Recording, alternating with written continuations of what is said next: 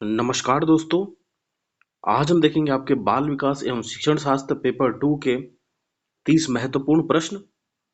Session में आगे बढ़ने से पहले मैं आपको कहना चाहता हूं कि अगर आपको ये वीडियो पसंद आ रही है तो प्लीज़ आप इनको लाइक करें। ऐसे ही कंटेंट आपको इस चैनल पे मिलता रहेगा। तो चलिए शुरू करते हैं आज के सेशन को। सबसे पहला प्रश्न है, बाल विकास में संवेदनशील अवधि का क्या अर्थ होता है? यानी जो आपका बाल विकास होता है उसमें आपका संवेदनशील अवधि का आपको बताना है क्या होता है। आपकी संवेदनशील जो अवधि होती है वह क्या होती है आपकी, ये आपसे पूछा गया है। केवल संज्ञान और अधिगम में तीव्रता से प्रगति से संबंधित अवधि, जहां पे भी केवल आ जाएगा मैंने कहा ये आपका गलत हो जाएगा, ठीक है।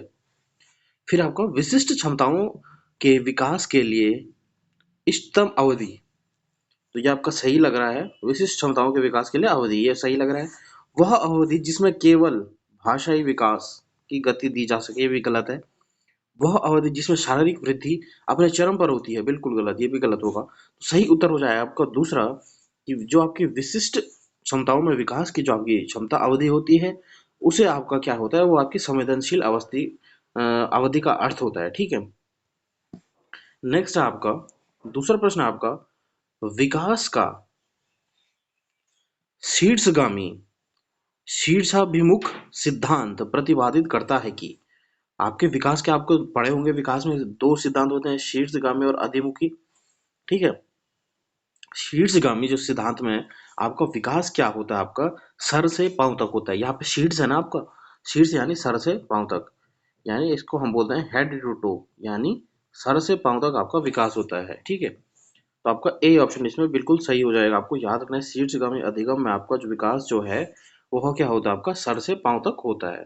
तो ए ऑप्शन आपका बिल्कुल सही हो जाएगा।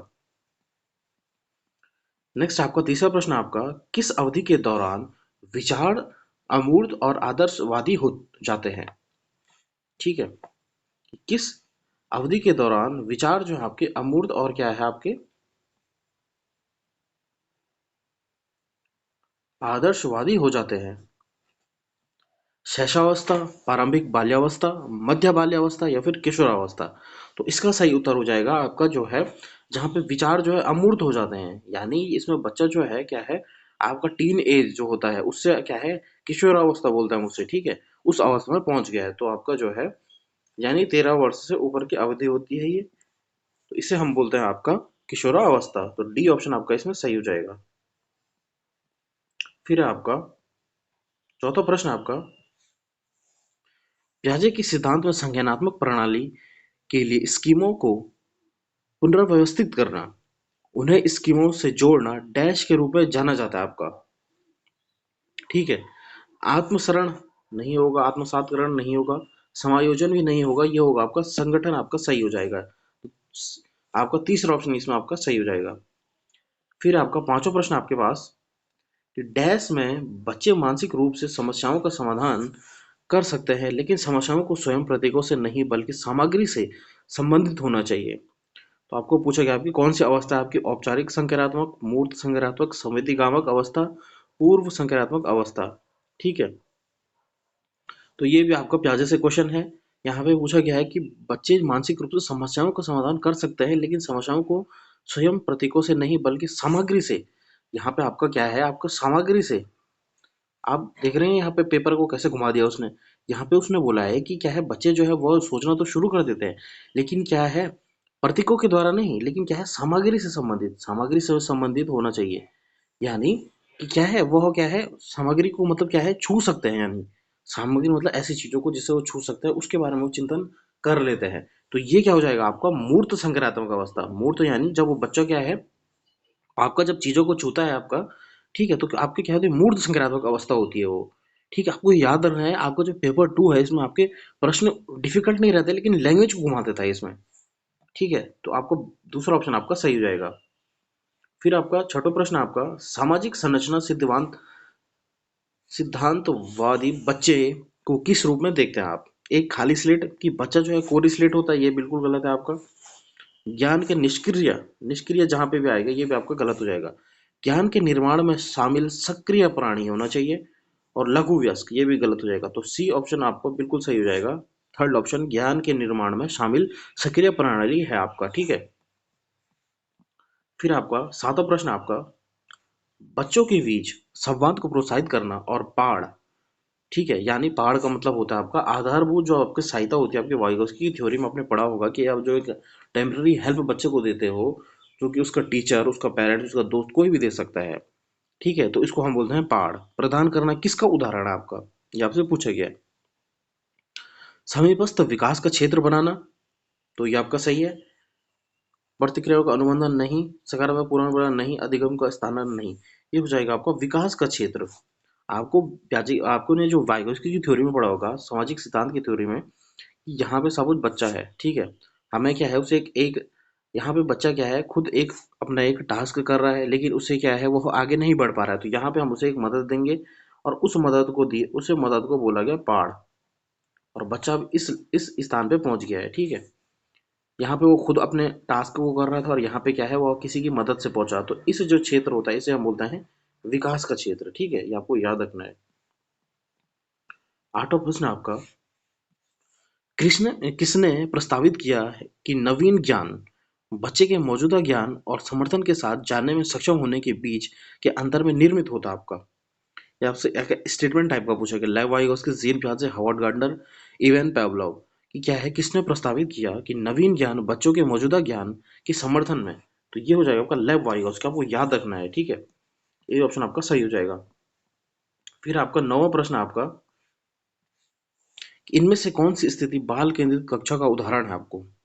एक कक्षा जिसमें छात्र समूहों में बैठे हैं और शिक्षक बारी बारी से प्रत्येक समूह में जाते हैं।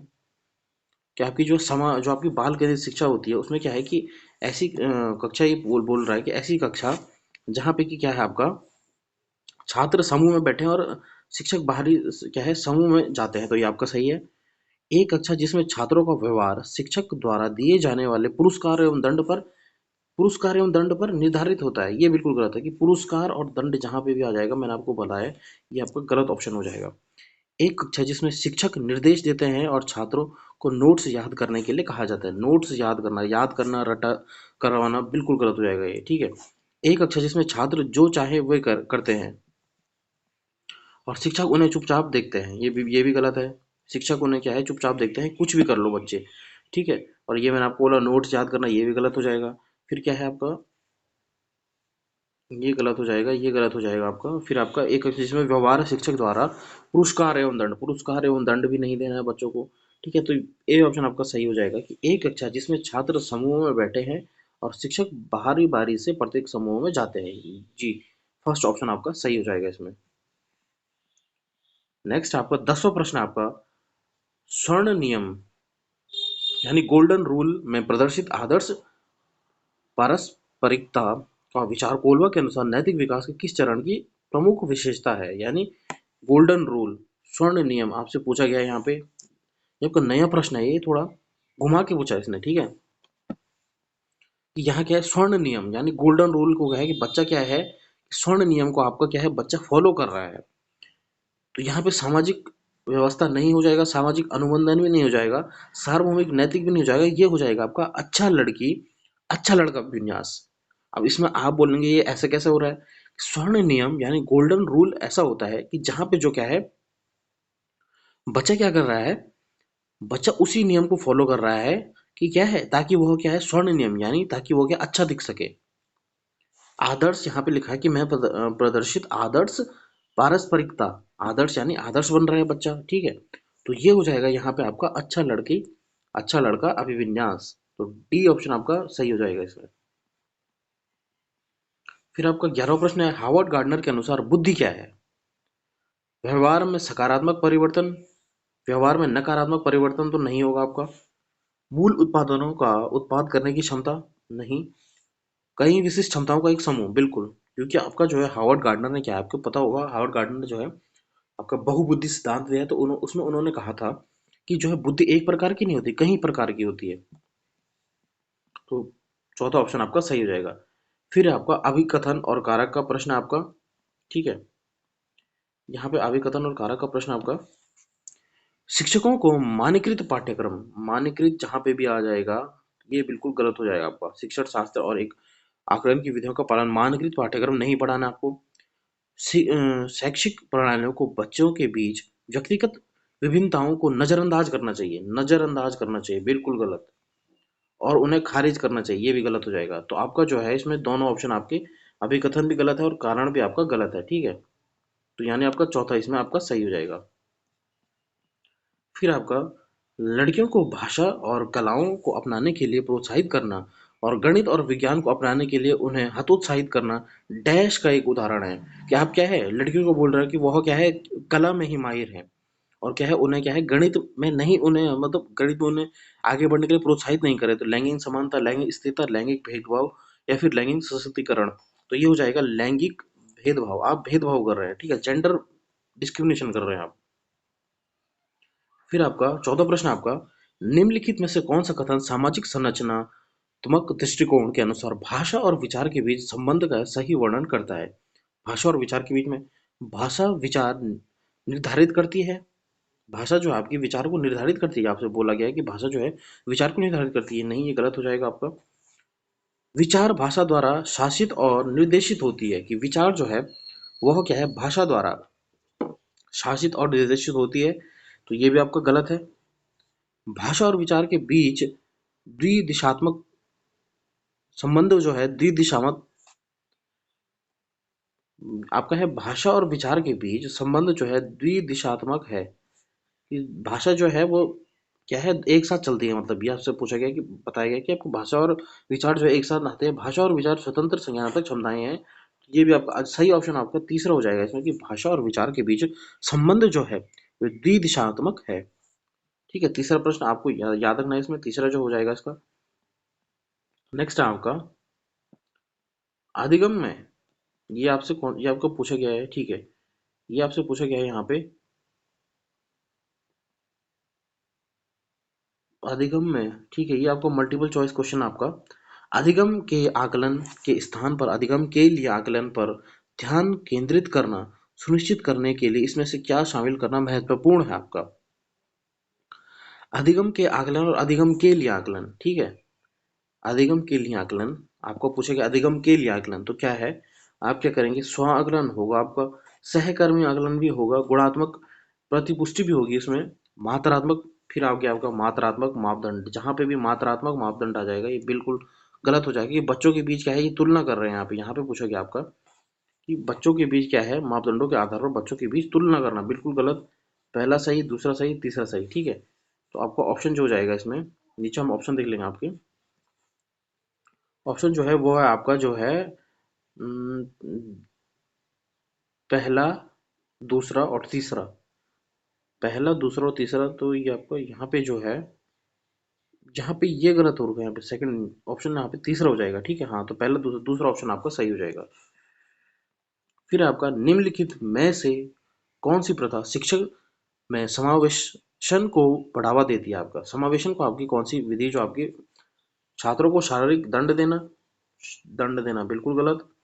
प्रतियोगी परीक्षाओं के लिए नहीं। विविधता का सम्मान करना या फिर मानकीकृत पाठ्यक्रम, मानकीकृत जहाँ पे भी आ जाएगा गलत हो जाएगा। तो आपका जो ऑप्शन हो जाएगा वो ऑप्शन हो जाएगा आपका जो है विविधता का सम्मान करना, आपका बिल्कुल सही उत्तर हो जाएगा इसमें। तीसरा ऑप्शन आपका सही हो जाएगा। फिर आपका जो है 17वां प्रश्न आपका, कि निम्नलिखित में से कौन सी दिव्यांगता ध्यान देने और में लंबी अवधि की भागीदारी को बनाए रखने में चुनौती का कारण बनती है? यानी क्या है कि उसमें क्या है बच्चा जो है वह क्या है ऐसी दिव्यांगता जिसमें बच्चा जो है ध्यान नहीं दे पा रहा है, यानी उसका ध्यान नहीं लग रहा है। और कार्यों में लंबी अवधि, यानी उस कार्य की कोई भी हम कार्य दे रहे हैं तो क्या है उस कार्य को बहुत ही लंबी मतलब बहुत ही देर तक कर रहा है, मतलब उस कार्य को जल्दी नहीं कर रहा है और बहुत ही लंबी अवधि लगा रहा है बच्चा। तो ये हो जाएगा आपका ध्यान अवधान अतिक्रियाशील विकार। यानी बच्चा जो है ध्यान नहीं लगा पा रहा है, इसको हम बोलते हैं ADHD भी बोलते हैं इसको आपका, यानी attention deficit hyper activity disorder आपका इंग्लिश में बोला जाता है। ठीक है, यहाँ पे बच्चा जो है वो क्या है ध्यान केंद्रित नहीं कर पाता है, ठीक है। ए ऑप्शन आपका बिल्कुल इसमें सही हो जाएगा। फिर आपका 18वां प्रश्न आपका, विभिन्न भाषाई पहचान वाले शिक्षार्थियों वाली कक्षा में एक शिक्षक को किसका अभ्यास करना चाहिए? यानी क्या है आपकी जो कक्षा है उसमें क्या है आपके बहुत ऐसे विद्यार्थी हैं जो कि क्या है अलग अलग भाषा वाले हैं। तो जो शिक्षक जो है उसे क्या है बहुभाषावाद अलगवाद, नामीकरण, रूढ़िवादिता, बिल्कुल गलत। ए ऑप्शन आपका सही हो जाएगा कि बहुभाषिकता यानी मल्टीलिंगुअलिज्म आपका शिक्षा को जरूरी है आपका। फिर आपका संचार, फिर ये आपका फिर से मल्टीपल चॉइस क्वेश्चन आ गए आपके। संचार के लिए बहुमाध्यम के उपयोग से निम्नलिखित में से किसके समावेशन में मदद मिलेगी? यानी संचार के लिए बहुमाध्यम के उपयोग से किसकी मदद से मदद मिलेगी, ठीक है। बौद्धिक चुनौतियों वाले छात्र, प्रतिभाशाली छात्र, स्वलिनता वाले छात्र, या फिर पठन वैकल्य वाले छात्र। यानी जो आपके पूछा गया संचार माध्यम, यानी आपका जो जैसे मीडिया होता है, तो क्या है वो कैसा है आपकी आपको समावेशन यानी आपकी समावेशी शिक्षा में कैसे आपको मदद करता है? तो बौद्धिक चुनौती वाले छात्रों के लिए होता है उपयोगी, बिल्कुल सही। प्रतिभाशाली छात्र के लिए भी होता है आपका। फिर स्वलीनता वाले छात्र ऐसे छात्र होते हैं जो कि अपने में लीन रहते हैं, मतलब समाजीकरण नहीं होता उनका, तो ये भी आपका सही है। पठन वय के लिए है, ठीक है, पढ़ने से रिलेटेड जो आपका विकार होता है उसके लिए भी आपका महत्वपूर्ण होता है। तो आपका जो है इसमें फोर्थ ऑप्शन आपका इसमें सही हो जाएगा कि क्या है, चारों के चार सही है। फिर आपका 20वां प्रश्न है आपका, निम्नलिखित में से कौन सा विकल्प दी गई दिव्यांगता और संबंधित छात्रों समावेशन हेतु यथोचित संयोजन रणनीति का सही है? यानी आपको पूछा गया है कि कौन सी दिव्यांगता आपकी मैच हो रही है। यानी गुणज वैकल्प जो है कैलकुलेटर के इस्तेमाल पर रोक, कि जिनको भी आपका गुणज वैकल्य होगा उनको आप क्या है कैलकुलेटर के इस्तेमाल के लिए रोक करेंगे, गलत हो जाएगा आपका।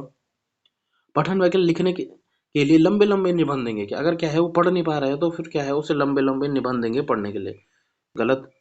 दृश्य हानि, पाठ को पढ़ने के लिए सॉफ्टवेयर प्रदान करना, ये आपका सही लग रहा है कि जो आपका दृश्य हानि है, मतलब ऐसे बच्चे जिनको दिखाई नहीं देता है उनके लिए हम ऐसा सॉफ्टवेयर देंगे जिससे क्या है वो पढ़ पाए अपने, बिल्कुल सही आपका लग रहा है। स्वलिनता दृश्य अभिभार बढ़ाना, बिल्कुल गलत। स्वलिनता वाले बच्चों को क्या है वो अपने ही में लीन रहेगा, उसे हम कुछ टास्क देंगे तो वो करेगा ही नहीं, क्या है, तो आपका तीसरा ऑप्शन आपका बिल्कुल सही हो जाएगा। फिर आपका निम्नलिखित में से कौन सा विकल्प विद्यार्थियों की सोच को सुसाध्य नहीं करता है? नहीं करता जहां पे भी आ जाएगा यानी आपको जो है गलत ढूंढना है आपको, ठीक है। नहीं जहां पे भी आएगा यानी आपको गलत ढूंढना है। सक्रिय भागीदारी, सक्रिय होना, बिल्कुल सही। सार्थक गतिविधि, बिल्कुल सही। निष्क्रिय सुनना, निष्क्रिय गलत हो जाएगा। और सामाजिक भागीदारी भी सही होता है, तो आपका ऑप्शन सी इसमें आपका सही हो जाएगा। फिर आपका छात्रों के लिए व्यवहारिक गतिविधियों को डैश से, छात्रों के अधिगम को डैश के समान होती है, ठीक है। छात्रों की व्यवहारिक गतिविधि जो होती है उसको क्या है आपका गतिविधियों के जो है टालने, गलत हो जाएगा आपको। सुविधा देने, कि छात्रों के लिए व्यवहारिक गतिविधियों के सुविधा देने से छात्रों के अधिगम को बढ़ने के समान, बिल्कुल सही हो जाएगा। यहाँ पे ठहरने नहीं होगा छात्रों का अधिगम, तो आपको जो है यहाँ पे ऑप्शन दो बच रहे हैं आपके, ये हो जाएगा आपका कि छात्रों के लिए व्यवहारिक जो आपका गतिविधि होती है को सुविधा देने से आपके जो छात्र जो होते हैं उनका अधिगम जो है बढ़ता है, तो बिल्कुल सी ये दूसरा ऑप्शन आपका सही हो जाएगा। नेक्स्ट आपका अधिगम के संदर्भ में निम्नलिखित में से कौन सा कथन आपका सही है, ये आपको पूछा गया है। छात्र सबसे अच्छा तब सीखते हैं जब वे उन गतिविधियों में भाग लेते हैं जो उनके संदर्भ में से संबंधित हो, कि छात्र जब ऐसे क्या है उन गतिविधियों में भाग लेते हैं जो उनके संदर्भ में संबंधित हो, बिल्कुल। छात्र सबसे अच्छा तब सीखते हैं जब उन गतिविधियों में भाग लेते हैं जो संदर्भित नहीं होती है, जो उनसे संबंधित नहीं होती हैं, गलत हो जाएगा। जब छात्र अर्थहीन गतिविधियों में भाग लेते हैं, बिल्कुल गलत। अर्थहीन गतिविधियों में भाग लेंगे छात्र, तो ये भी गलत हो जाएगा। यांत्रिक गतिविधियों में भाग लेने सबसे अच्छे तरीका सीखते हैं, बिल्कुल गलत। अर्थहीन गलत, गलत हो जाएगा। दूसरा भी गलत है, तो पहला आपका सही सही हो जाएगा। छात्र सबसे अच्छा तब सीखते हैं जब वे उन गतिविधियों में भाग लेते हैं जो उनके संदर्भ से संबंधित हो, ठीक है। नेक्स्ट आपका एक नए विषय का परिचय देते समय शिक्षक को ऐसा प्रश्न पूछे चाहिए जो, यानी आप नया पाठ पढ़ा रहे हैं तो आपको कौन से छात्रों से पूरी तरह अपरिचित क्षेत्र से, यानी छात्रों को कुछ पता ही ना हो ऐसे प्रश्न पूछे, बिल्कुल गलत। उनकी संज्ञानात्मक क्षमताओं से काफी परे हो, यानी उनके लेवल से हार्ड हो, बिल्कुल गलत। पढ़ाए जाने वाले विषय संबंधित ना हो, जो आप पढ़ा रहे हो उससे संबंधित ना हो, कुछ भारी प्रश्न हो, बिल्कुल गलत। अध्ययन के लिए अध्ययन किए जाने वाले विषय को छात्र के पूर्व ज्ञान से जोड़ना, बिल्कुल। आप ये ध्यान रखना जहाँ पे भी आ जाएगा कि छात्र के आप जो है पूर्व ज्ञान से जोड़ रहे हैं, तो ये आपका बिल्कुल सही उत्तर हो जाएगा, तो चौथा ऑप्शन आपका सही हो जाएगा। फिर आपका 25वां प्रश्न है आपका, छात्रों का सामाजिक सांस्कृतिक संदर्भ क्या कहता है आपको? सीखने की प्रक्रिया में न्यूनतम भूमिका निभाता है, कम भूमिका निभाता है, गलत। सीखने की प्रक्रिया में कोई भूमिका नहीं निभाता सामाजिक, बिल्कुल गलत। सीखने की प्रक्रिया में एक महत्वपूर्ण भूमिका निभाता है, बिल्कुल सही। और सीखने की प्रक्रिया में अनदेखा किया जाता है, बिल्कुल गलत। तो तीसरा ऑप्शन आपका सही हो जाएगा कि सीखने की प्रक्रिया में आपका जो समाज और संस्कृति होती है वो बहुत बड़ी भूमिका निभाती है। और समाज और संस्कृति के बारे में आपके कौन कहते हैं? आपके वाइगोस्की कहते हैं। फिर आपका 26वां प्रश्न है आपका, एक शिक्षक का इरादा अपने छात्रों के बीच चिंतनशील कौशल की सुविधा प्रदान करना है। इसके लिए उसे क्या करना चाहिए? आपका आपसे पूछा गया है, ठीक है। छात्रों से बोर्ड पर लिखी सामग्री को कॉपी करने के लिए कहना चाहिए, कॉपी नहीं, बिल्कुल। छात्रों को अपनी समझ के बारे में प्रश्न पूछने के लिए प्रोत्साहित करना चाहिए, प्रोत्साहित करना चाहिए, बिल्कुल सही। छात्रों को रट कर याद करने के लिए कहना चाहिए, बिल्कुल गलत। छात्रों के व्यवहार में उद्दीपन प्रक्रिया संबंध द्वारा अनुकूलन प्रदान करना, बिल्कुल गलत हो जाएगा ये। तो जो है आपको ऑप्शन जो है कि ये हो जाएगा, छात्रों के लिए अपनी समझ के बारे में प्रश्न पूछने के लिए उनको क्या है, प्रोत्साहित करना है उनके, कि बच्चे क्या है अपने जो शिक्षक है उससे क्या है प्रश्न पूछे। तो दो दूसरा ऑप्शन आपका सही हो जाएगा इसमें। नेक्स्ट आपका, एक शिक्षक को निम्न में से क्या करना चाहिए? आपसे पूछा गया है एक शिक्षक को निम्न में से क्या करना चाहिए। छात्रों को स्वयं अपनी त्रुटियों की पहचान करने के लिए हतोत्साहित करें, कि बच्चे जो अपनी जो एरर करते हैं उसको क्या है हतोत्साहित करना है, बिल्कुल गलत। छात्रों द्वारा की गई भ्रांतियों को नजरअंदाज करना चाहिए, नजरअंदाज करना भी गलत हो जाएगा। छात्रों की भ्रांतियों को मजबूत करना चाहिए, छात्रों की जो आपकी भ्रांतियां होती है उसे मजबूत करना चाहिए, जो उनकी गलतियां होती है उसे और मजबूत करना चाहिए। यहाँ पे क्या है वो बोल रहा है कि छात्रों की जो गलतियां होती है एरर होती है उनको मजबूत करना चाहिए, ये भी गलत है आपका। छात्रों को अपनी त्रुटियों को स्वयं ठीक करने के लिए पाठ प्रदान करना चाहिए, बिल्कुल सही। कि पाठ यानी आपकी जो हेल्प होती है, आपकी टेम्पररी हेल्प होती है, जो आपकी वाइगॉस्की थ्योरी में आपने पढ़ा होगा कि छात्रों को क्या है अपनी त्रुटि को स्वयं ठीक करने के लिए पाठ प्रदान करनी चाहिए। तो बिल्कुल आपका चौथा ऑप्शन आपका सही हो जाएगा इसमें। नेक्स्ट आपका, एक छात्र परीक्षा से पहले बहुत घबराया हुआ है और उच्च स्तर की चिंता महसूस कर रहा है। उसकी इस भावनात्मक स्थिति का क्या प्रभाव पड़ने की संभावना है? ठीक है, एक छात्र क्या है बहुत क्या है नर्वस हो रखा है आपका, तो क्यों हो रखा है? यह प्रदर्शन के लिए आंतरिक प्रेरणा का कारण बनेगा। आंतरिक प्रेरणा बिल्कुल गलत।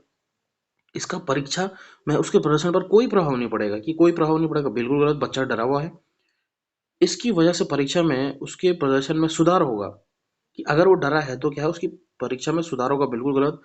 यह परीक्षा के लिए उसके प्रदर्शन को नकारात्मक रूप से प्रभावित करेगा। ये बिल्कुल सही है कि अगर बच्चा डरा हुआ है तो वो क्या है अपने पेपर में अच्छा क्या है परफॉर्म नहीं कर पाएगा। तो डी ऑप्शन आपका सही हो जाएगा। फिर 29वां प्रश्न आपका, निम्नलिखित में से कौन सा अभिप्रेरणा के स्रोत और अभिप्रेरणा के प्रकार का सही सुमिलित युग्म है? आपको पूछा गया है कि जिज्ञासा जो है आपका आंतरिक अभिप्रेरणा है, आपकी जो है आपकी है जिज्ञासा, यानी आपको जो है किसी चीज की जिज्ञासा हो रही है कि मुझे क्या है पढ़ाई करनी है, तो ये क्या है आपकी आंतरिक अभिप्रेरणा है, अंदर से हो रहा है, बिल्कुल सही। समकक्षों की सराहना करना, यानी आंतरिक, आप अगर क्या है किसी की क्या है सराहना कर रहे हैं, यानी किसी का आप तारीफ कर रहे हैं, तो क्या है आंतरिक हो रहा है आपका। ये आपका गलत हो, आप बाहरी भी तो कर सकते हैं। शिक्षक की प्रशंसा, आप शिक्षक की प्रशंसा कर रहे हैं तो आंतरिक से कर रहे हैं आप शिक्षक की प्रशंसा, नहीं। मैच की ट्रॉफी, बिल्कुल गलत। कि अगर क्या है मैच की ट्रॉफी आप जीत रहे हैं तो क्या है ये आंतरिक अभिप्रेरणा नहीं हो सकती, कि कोई कोई ऐसे खेल खेल में भी खेल रहा होगा। तो आपका जो है बेटर ऑप्शन जो है इसमें वो क्या हो जाएगा, आपका ए ऑप्शन आ जाएगा। कि आपकी जिज्ञासा जो है वो क्या है आपके अंदर से होती है, आपकी आंतरिक अभिप्रेरणा आंतरिक आंतरिक मोटिवेशन से होती है। तो ए ऑप्शन आपका सही हो जाएगा इसमें। फिर आपका लास्ट प्रश्न है आपका, निम्नलिखित में से कौन सा विकल्प किसी अवधारणा की समझ को सुसाध्य नहीं करेगा? नहीं करेगा यानी आपको नेगेटिव ढूंढना है, मैंने बताया आपको।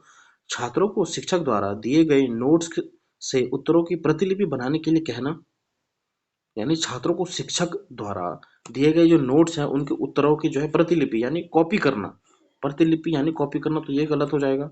छात्रों को उस संपत्ति को अपने शब्दों में समझाने के लिए कहना, बिल्कुल सही। विद्यालयों में विशिष्ट उदाहरणों के सिद्धांत बनाने के लिए कहना, बिल्कुल सही। छात्रों को विभिन्न स्थितियों के बीच संपर्क उत्पन्न करने के लिए कहना, ये भी आपका सही हो जाएगा। तो ऑप्शन जो है आपको गलत ढूंढना था, तो पहला ऑप्शन आपका इसमें सही हो जाएगा। सो स्टूडेंट्स, आज हमने देखे आपके जो है आपके 30 महत्वपूर्ण प्रश्न आपके जो पेपर 2 में आपके पूछे जाते हैं। तो क्या है आपका जो है ये पेपर 2 आपका जो है 2022 में पूछा गया था। तो अब जो है कि आपके पेपर 2 में जो है पेपर टफ नहीं आता है, लेकिन क्या है इसमें लैंग्वेज थोड़ा घुमा के दे देता है, तो आपको लैंग्वेज पे ज़्यादा ध्यान देना है। और अगर आपको ये सेशन पसंद आ रहा है तो प्लीज़ आप इसे लाइक करें, चैनल को ज़रूर सब्सक्राइब करें। Thank you.